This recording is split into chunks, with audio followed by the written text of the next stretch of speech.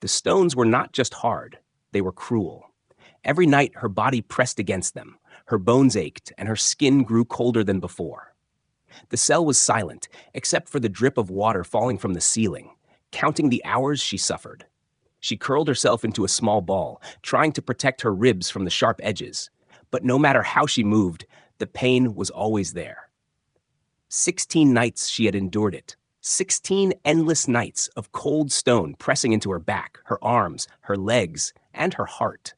She could no longer remember the last time she had slept without pain. Her body was thin now, weaker than she had ever been. Once she had been proud, a daughter of her people, but now her hands shook when she tried to lift them, and her breath came in shallow gasps. Hunger lived inside her stomach like a wild animal, scratching and biting with every passing hour. Her lips were dry and cracked, and when she licked them, she tasted only blood. She tried not to cry, because tears only wasted strength. But sometimes, when the nights grew too long, they slipped out anyway, silent and hot before freezing on her cheeks. The guards never looked at her with kindness. To them, she was just another captive, another alien body thrown into the dark cell to suffer until she either obeyed or broke. They would walk past the bars, their boots echoing on the stone floor, their laughter cruel and careless. Sometimes they spoke about her as if she were nothing more than an object. She pretended not to understand, but their words cut deep. They said she would not survive. They said she would give up soon. They even made bets on which night she would die. But she did not die. Somehow, through 16 nights, she clung to life. She told herself she had to hold on, not for herself, but for the memory of those she had lost. She remembered her mother's soft voice, her father's strong arms, her brother's laughter. They were all gone now, destroyed in the war, but their faces stayed in her heart. She whispered their names each night, a small prayer, a way to remind herself that she still existed. The stones were hard, but her spirit was harder, though it cracked a little more with every passing night. On the 16th night, she felt she could not rise again. Her body screamed with pain, and her head was heavy. The stones felt sharper than before, as if they knew she was near her breaking point. She tried to move, but could only lie still, staring at the ceiling where shadows shifted in the flickering torchlight. The water kept dripping, drop after drop, and she counted them until she lost track. Her eyelids closed, and she wondered if this would be the night she would not open them again. Perhaps it was better that way. Perhaps ending here would mean no more cold stones, no more hunger, no more laughter from the guards. But deep inside, there was a voice, quiet and stubborn, that refused to let her go.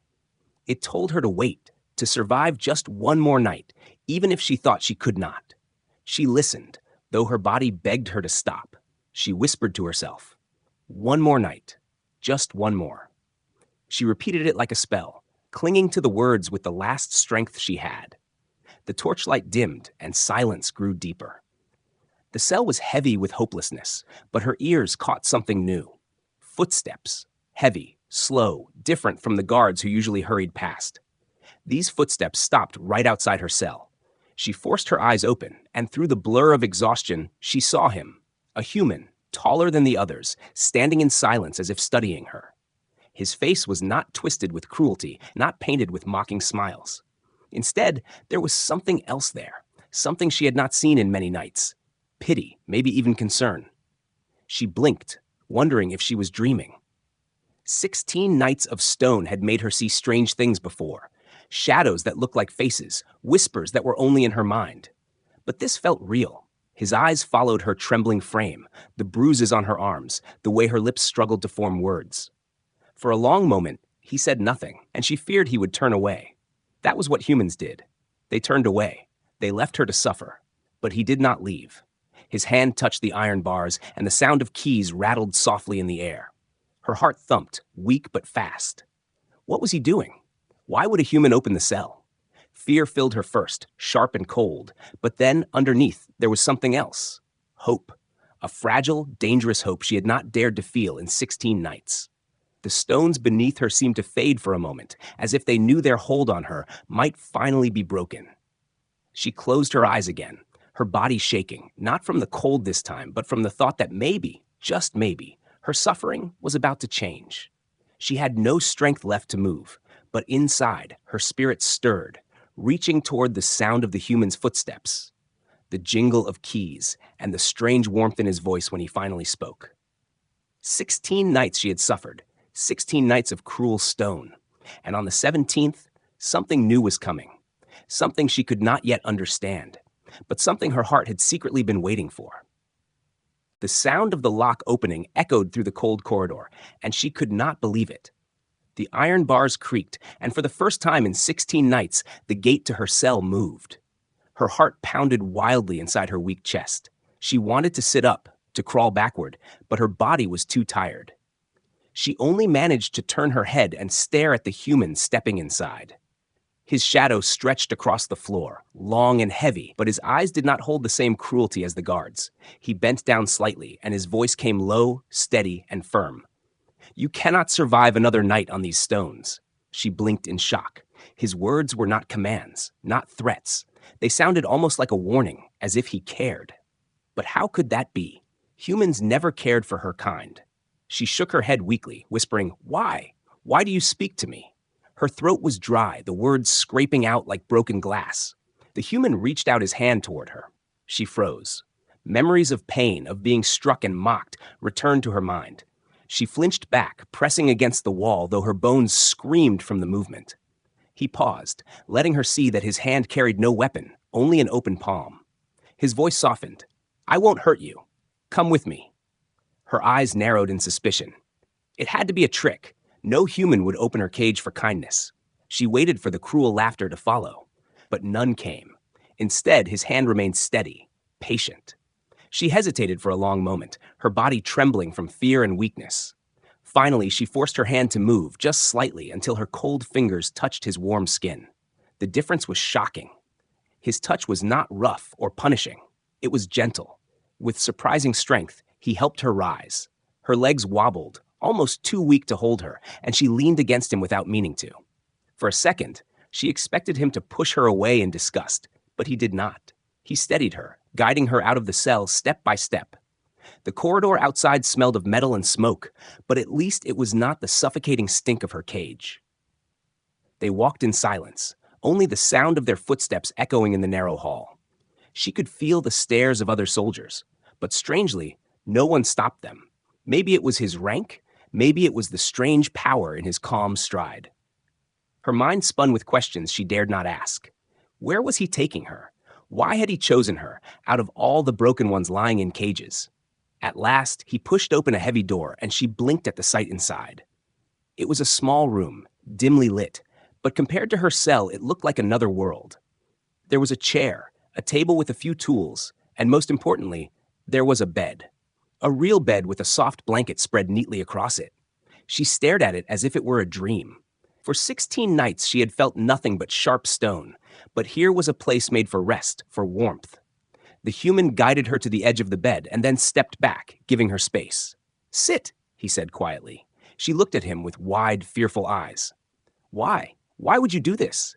Her voice cracked again, and her throat burned with the effort. She waited for his answer, but he only studied her for a long time, his face unreadable. Finally, he said, "Because no one deserves to suffer like that." Her chest tightened at those words. They were so simple, yet they shook her more than any weapon could. She lowered herself onto the bed slowly. The mattress sank under her weight, soft and warm, and the blanket brushed her skin gently. For a moment, she thought she might burst into tears. She covered her face with her hands, ashamed that something as small as a bed could break her so easily. The human did not come closer. He moved to the door, leaned against the wall, and crossed his arms. He was watching her, but not with hunger or cruelty. He stood like a guard, silent and calm, as if his only duty now was to keep her safe. This confused her more than anything else. Why was he not demanding something? Why was he not using this chance to trap her further? She curled into the blanket, feeling its warmth seep into her bones. Her body shook, not from cold this time, but from a strange rush of emotions. She whispered to herself, "It's a trick, it must be." Yet deep down, something small told her it might not be. The minutes passed, and the silence in the room grew heavy. She peeked at him through her fingers. He had not moved. His eyes were steady, watching the door, not her. It almost felt as though he was protecting her, not imprisoning her. The thought scared her more than the stones had, because it was dangerous to hope. Her body began to relax, almost against her will. The blanket's warmth soothed her shaking frame, and her eyelids grew heavy. She fought against it, whispering in her mind that this was unsafe, that she should not close her eyes in front of a human. But exhaustion was stronger. Her body needed rest, and for the first time in 16 nights, it was being offered. Before she slipped into sleep, she heard his voice again, low and firm. Rest. No harm will come to you here. The words echoed in her mind as darkness pulled her under. She did not know if she could believe him, but for this one night, she let herself try. And as her breathing slowed, the stones that had tortured her for so long were finally forgotten. The softness under her body felt like another world. Her hands gripped the blanket as if it might vanish, as if the bed would turn back into hard stone at any moment. She pressed her cheek against the pillow, and her eyes filled with tears. It had been so long since she felt anything that wasn't pain. The mattress gave way under her weight, holding her instead of hurting her. The warmth of the blanket wrapped around her like arms she had lost long ago. She wanted to laugh and cry at the same time, but all that came out was a shaking breath. Her body didn't know how to rest anymore. Every muscle was tight, waiting for the strike, the shove, the cold shout. She kept her eyes half open, watching the human. He was still there, sitting close to the door like a silent guard. His arms were folded, and his eyes were fixed on the hallway outside. He didn't even look at her. That alone made her restless. Why wasn't he staring at her with hunger or cruelty like the others? Why wasn't he mocking her for being weak, dirty, broken? She tried to close her eyes again, but doubt rose like a shadow inside her. What if this was a trick? What if, in the middle of the night, he demanded payment for this kindness? No one gave comfort freely. She had learned that lesson too many times.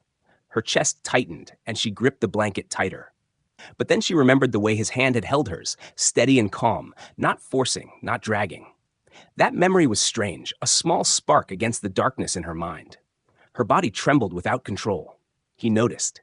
His head turned slightly, and his voice broke the silence. "You're safe here."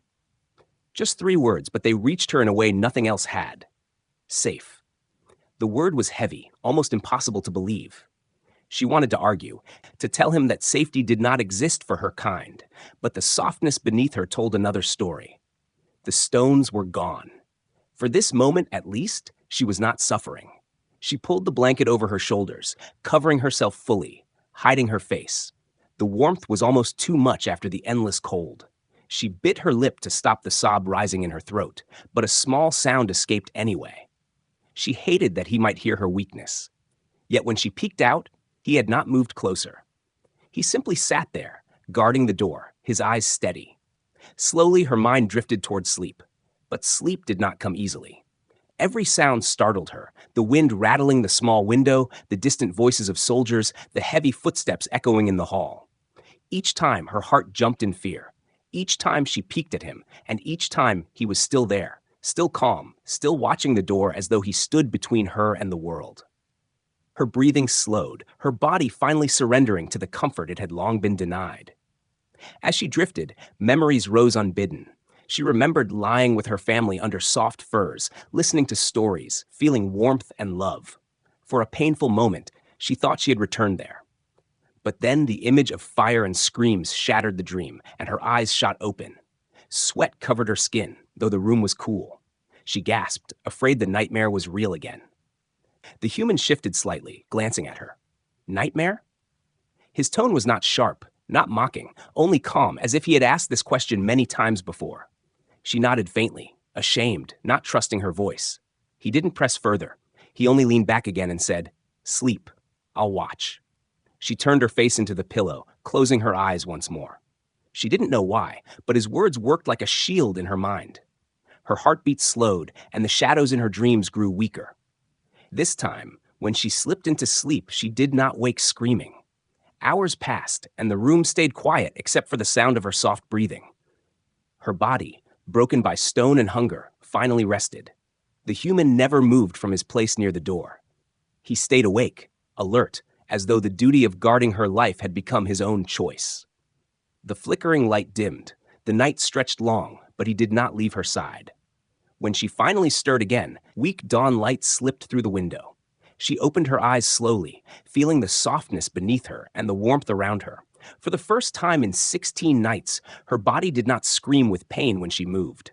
She stretched slightly, wincing from old bruises, but the agony was duller now, easier to bear. Her eyes landed on him again, and she froze. He was still there, still guarding.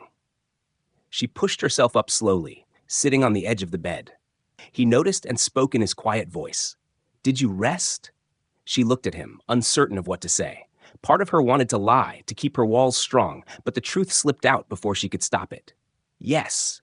Her voice cracked, and she looked down at her hands, ashamed. "Too well," she added, as if it was a crime to feel comfort. He did not smile, did not show mockery. He only nodded once. "Good." Her chest ached at the simple word. Good. No one had said that to her in so long. She gripped the blanket, not knowing what to do with this strange kindness. Was it real? Was it temporary? She feared the answer. Yet she could not deny what she felt. Her body lighter, her heart less burdened. The stones no longer ruled her nights. Still, a sharp thought pierced her fragile peace. What did he want in return? No human gave without taking. Fear coiled inside her again, and she turned toward him, her eyes hard though her voice shook. "Why are you doing this? What do you want from me?" He looked at her quietly, then spoke as if the answer was obvious. "Nothing. Only for you to live." The words struck her like a blow, but not of pain. They shattered the belief she had carried for so long, that kindness was a lie, that humans only cared for themselves. She stared at him, unable to speak, her throat tight. Something inside her cracked open, fragile but new, a tiny seed of trust she had sworn never to feel again. For the first time, she lowered her head not in fear, but in something close to relief. And when her eyes closed again, the stones that had once been her bed felt like a distant memory, fading into the shadows of her past. She sat on the edge of the bed, the blanket clutched tightly around her thin shoulders. The warmth still lingered on her skin, but her mind would not let her rest. She kept staring at the human, who remained by the door, silent and steady. He had not touched her, had not demanded anything, but that only made her more uneasy. No one was kind without reason. No one gave without taking. Her heart beat fast, and suspicion grew inside her like a shadow. Her eyes narrowed, sharp and searching. "What are you planning?" she asked, her voice low but edged with steel. He turned his head toward her, his face calm, almost expressionless. "I told you. Nothing. You needed rest, that's all." His simple words only made her chest tighten more. She did not believe him. She could not. She rose slowly from the bed, her legs still weak, but she forced herself to stand tall. Her gaze was defiant, though inside she trembled.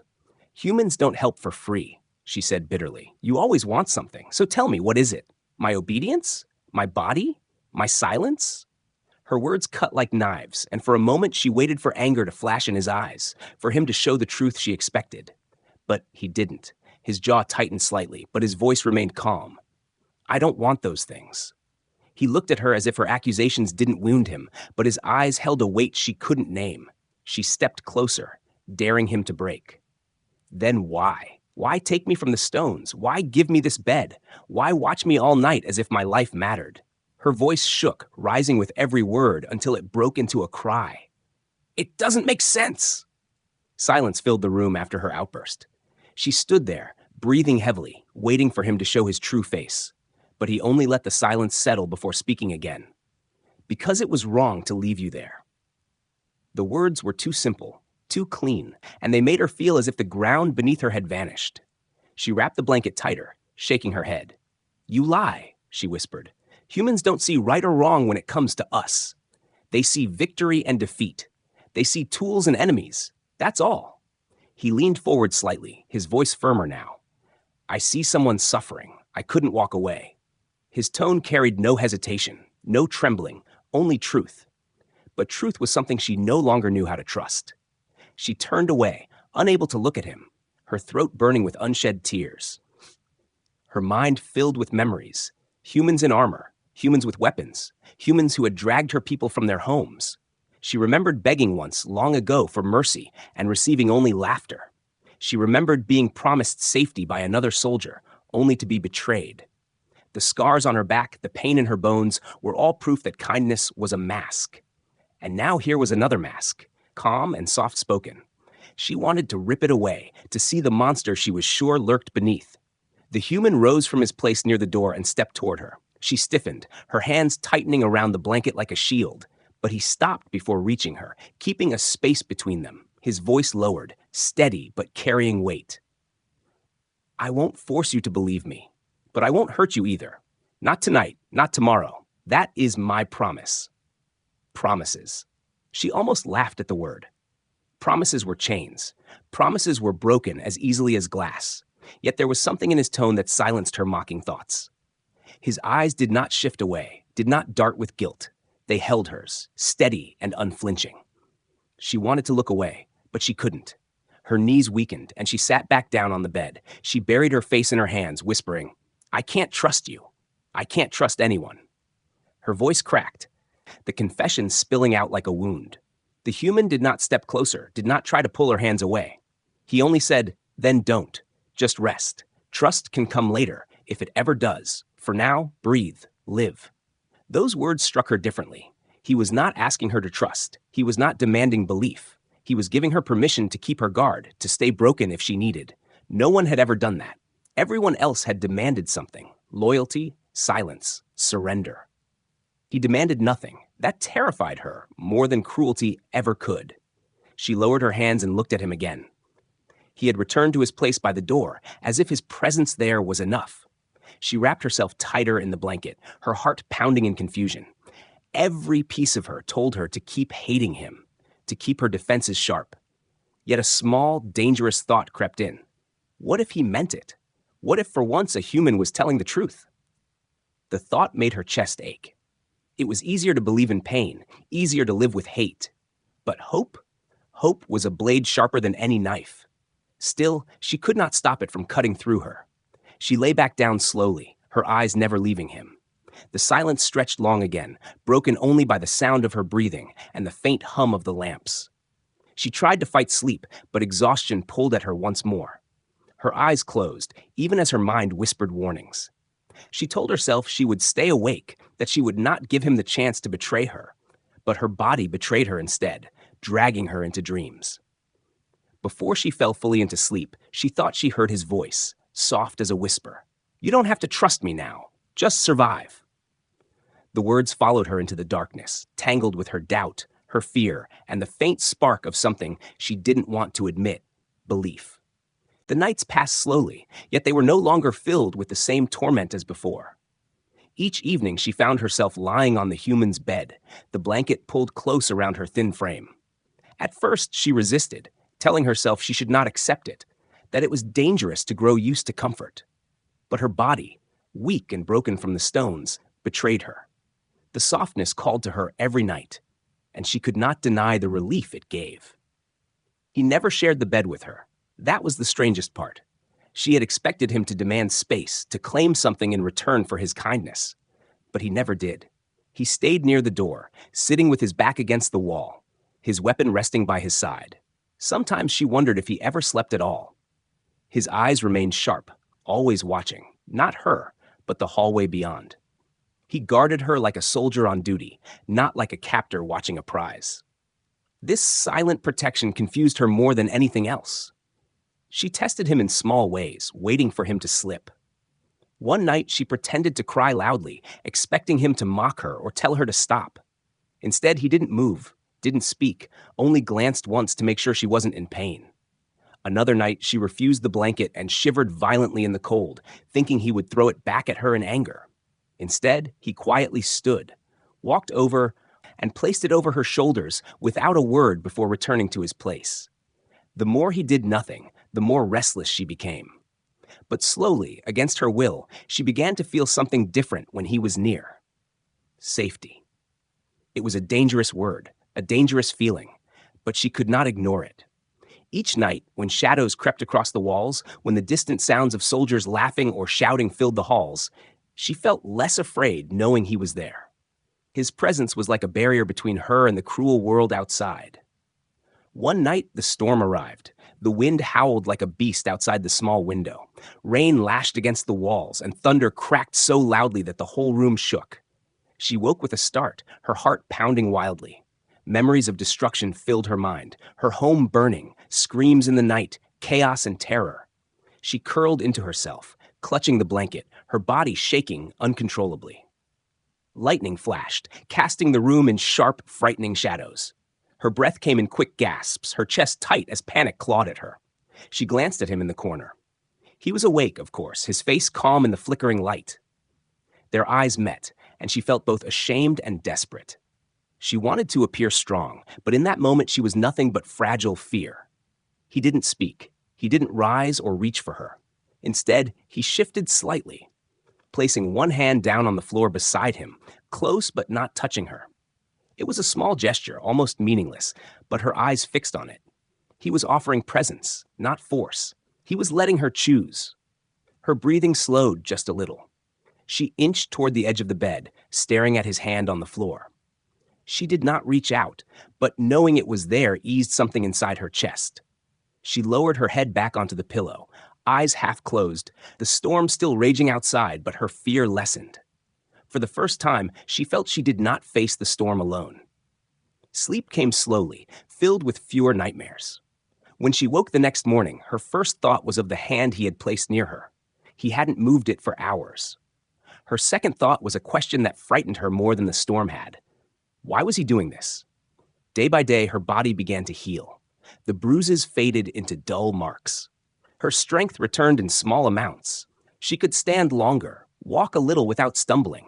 Every improvement reminded her that she was alive because of him. Yet every reminder also filled her with conflict. She owed him something she did not know how to give. One evening, when he brought her a cup of water, she asked, "Why do you guard me like this? You could leave. You could let me die like the others wanted." Her voice shook, not with anger this time, but with honest confusion. He looked at her quietly for a moment before answering, "Because no one deserves to be abandoned." His words were simple, but they sank into her heart like stones sinking into deep water. She looked down at the cup in her hands, unable to speak further. The silence between them was no longer heavy with fear. It was softer now, filled with unspoken understanding. She began to notice small things about him.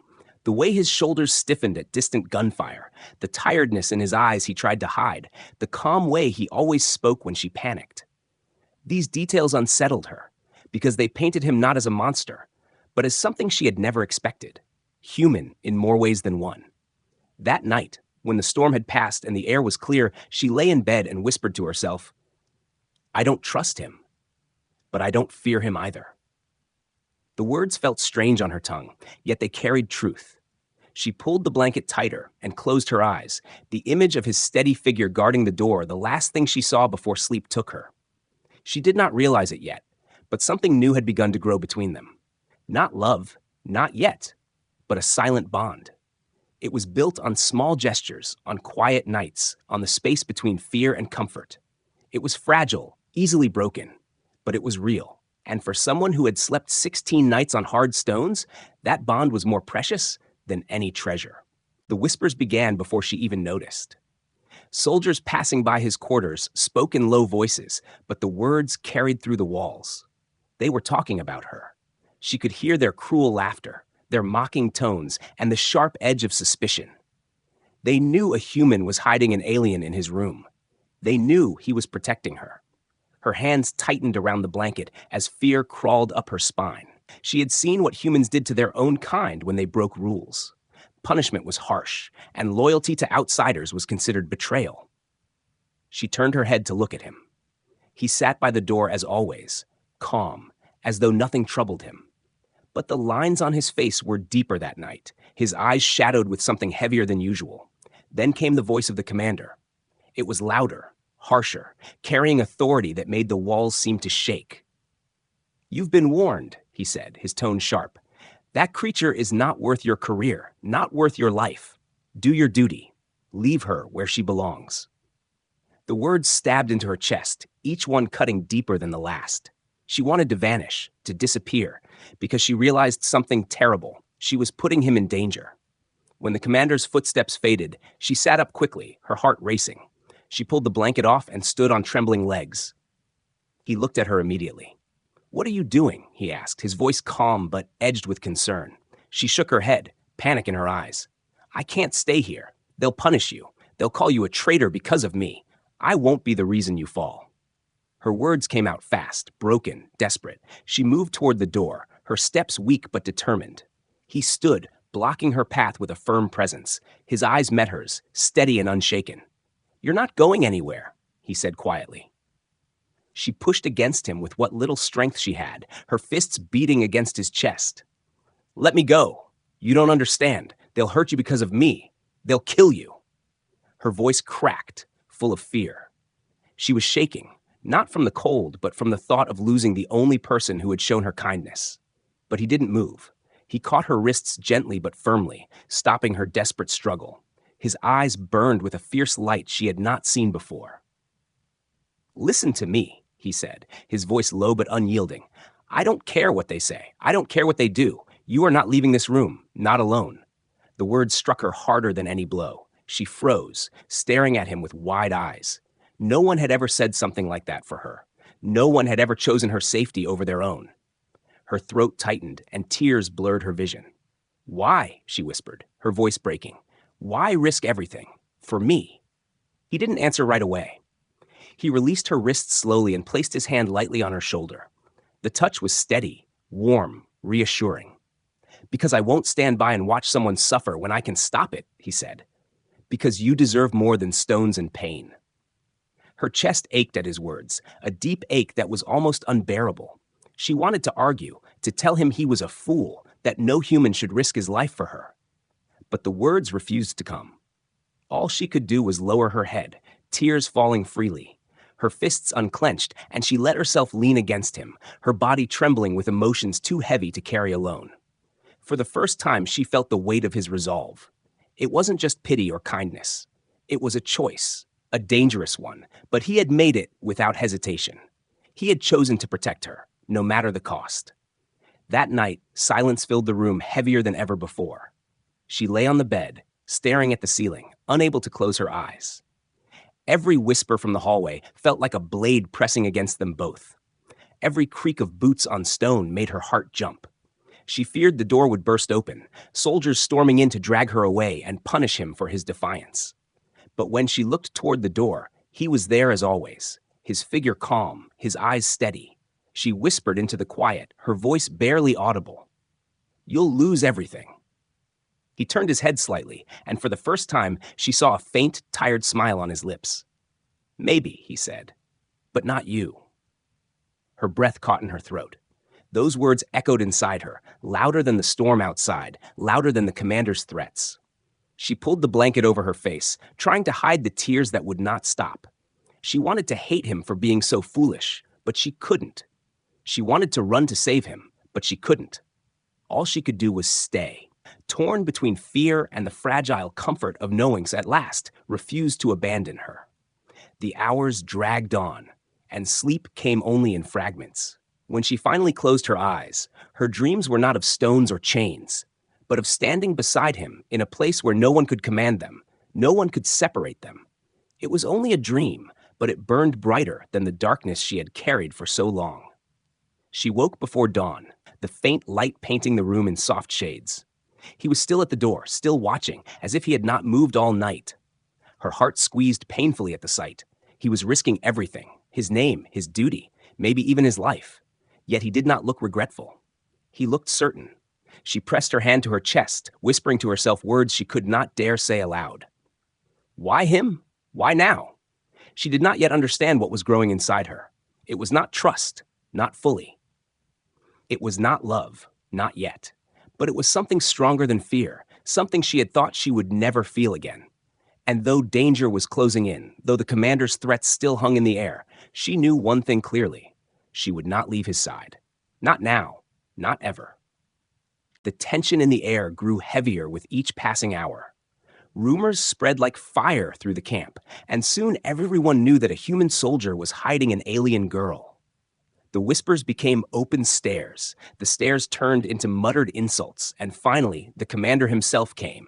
his boots echoing like thunder in the hallway. She sat frozen on the bed, clutching the blanket, while the human stood at the door waiting, his shoulders straight and his eyes unafraid. The door burst open, and the commander entered with 2 guards at his side. His face was twisted with anger, his voice sharp as a blade. "Enough of this," he shouted. "You think you can disobey orders? You think you can protect her as if she is one of us? She is nothing. Hand her over." Her heart raced wildly, her body shaking as fear closed around her like a fist. She tried to rise, but her legs felt like stone. The human stepped forward, standing between her and the commander, his body forming a shield. His voice was calm but firm, louder than she had ever heard it before.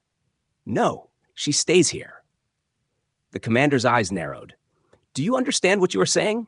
You're throwing away your rank, your future, your very life. For her?" He pointed at her with disgust, as though she were less than dirt, a weak, broken creature not worth saving.